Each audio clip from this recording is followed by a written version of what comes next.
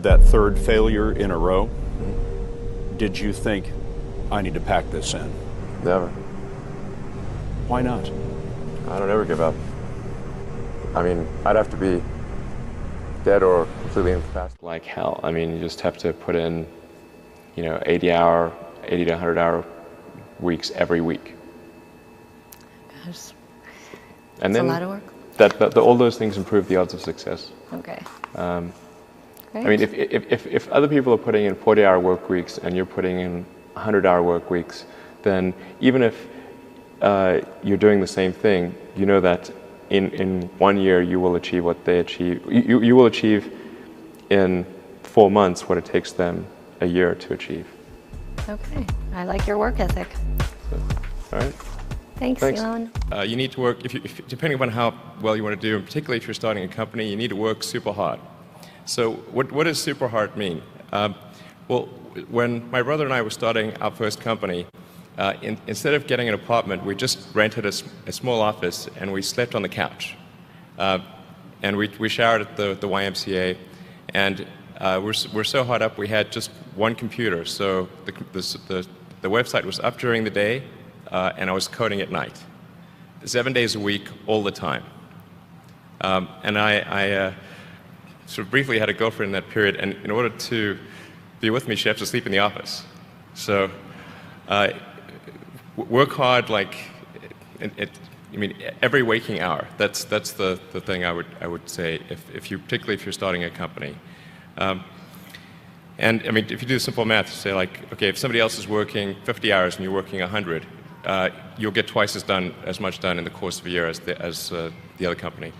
Have a high pain threshold. That's it. There's a friend of mine who's got a good saying, which is that starting a company is like eating glass and staring into the abyss. Okay, that's generally what happens, because when you first start a company, there's lots of optimism and things are great, and then so happiness at first is high. Then you encounter all sorts of issues, and happiness will steadily decline, and then you'll go through a whole world of hurt. And then eventually, if you succeed, and in most cases you will not succeed, and Tesla almost didn't succeed, came very close to failure. Then if you succeed, then after a long time you will finally get back to happiness. People want to be more like you. Really? And for the fate of humankind, I think it would be great to have more Elon Musks. So what do we need to do to become more like Elon? I don't know if I think it maybe sounds better than it is.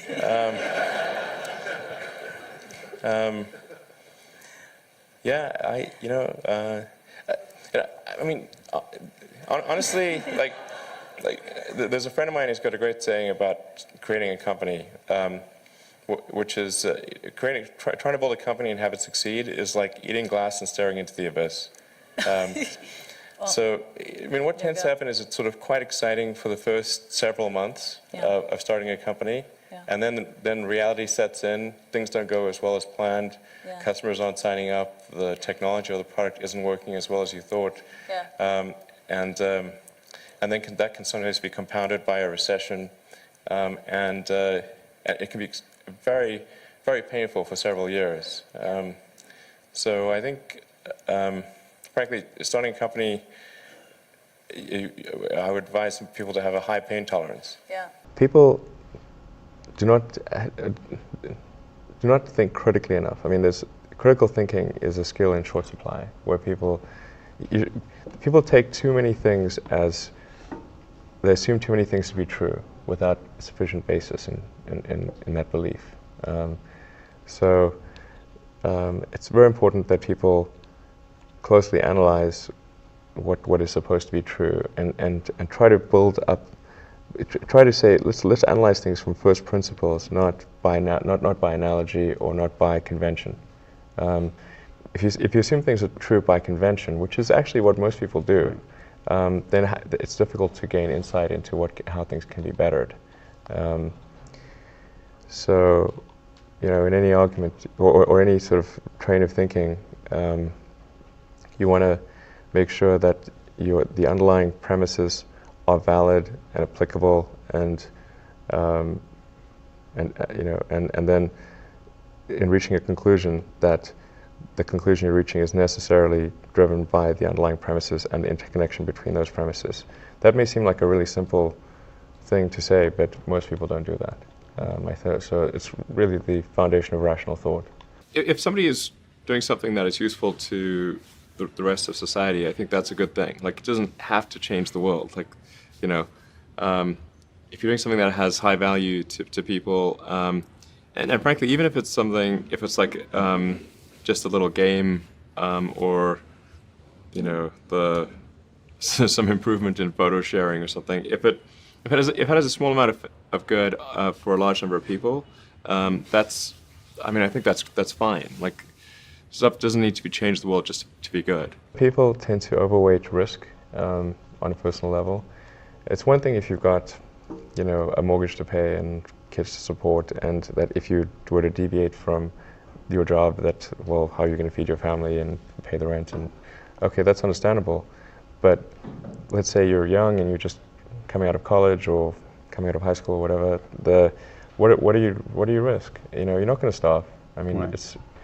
It's really certainly not in any kind of modern economy. It's so easy to earn enough money just to live somewhere and eat food. You could, you know, that's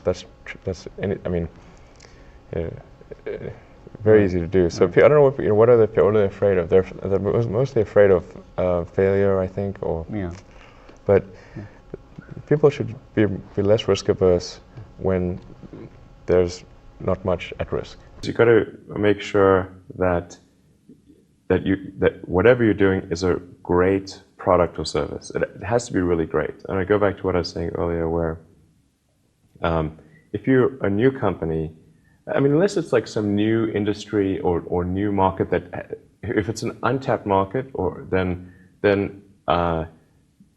you have more ability to, the standard is lower for your product or service. But if you're entering anything where there's an existing marketplace against large entrenched competitors, then your product or service needs to be much better than theirs. It can't be a little bit better, because then you put yourself in the shoes of the consumer, and they say, why would you buy it as a consumer? You're always going to buy the trusted brand unless there's a big difference. So a lot of times, entrepreneur will come up with something which is only slightly better. And it can't just be slightly better. It's got to be a lot better. If you're creating a company or if you're joining a company, the most important thing is to attract great people. So either join a group that's amazing, that you really respect, or if you're building a company, you've got to gather great people. I mean, all a company is a group of people that have gathered together to create a product or service. And so depending upon how talented and hardworking that group is, and the degree to which they are focused cohesively in a good direction, that will determine the success of the company. So do everything you can to gather great people if you're creating a company. Constantly seek criticism. Yeah. A well thought out critique of whatever you're doing is as valuable as gold. And you should seek that from everyone you can, but particularly your friends. Usually your friends know what's wrong, but they don't want to tell you because they don't want to hurt you. So lift you up, sort of your. Yeah. So they'll say, "Oh, I would encourage my friend, so I'm not going to tell him what I think is wrong with this product." Yeah. It doesn't mean your friends are right, but very often they are right, and you at least want to listen very carefully to what they say. And to everyone, if you're looking for, basically, you should take the approach that you're wrong. That you, the entrepreneur, are wrong. Your goal is to be less wrong. Don't just follow the trend. So you may have heard me say that it's good to think in terms of the physics approach, or first principles, which is, rather than reasoning by analogy, you boil things down to the most fundamental truths you can imagine, and you reason up from there. And this is a good way to figure out if something really makes sense, or if it's just what everybody else is doing. It's hard to think that way. You can't think that way about everything. It takes a lot of effort. But if you're trying to do something new, it's the best way to think. And that framework was developed by physicists to figure out counterintuitive things like quantum mechanics. So it's really a powerful method. People who've been in the rocketry business for decades, Yeah. who say about you that you don't know what you don't know. Well, I suppose that's true of anyone. How can anyone know what they don't know? But When critics say you can't do this, your answer to them is, we've done it. you know, there are American heroes who don't like this idea. Neil Armstrong, Gene Cernan have both testified against commercial spaceflight and the way that you're developing it, and I wonder what you think of that. I was very sad to see that because those guys are, yeah. You know, those guys are heroes of mine, so it's really tough. You know, I wish they would come and visit and see the hardware that we're doing here. And I think that would change their mind. They inspired you to do this, didn't they? Yes. And to see them casting stones in your direction. It's difficult. Did you expect them to cheer you on? So they're hoping they would. What are you trying to prove to them? What I'm trying to do is to make a significant difference in spaceflight and help make spaceflight accessible to almost anyone. And I would hope for as much support in that direction as we can.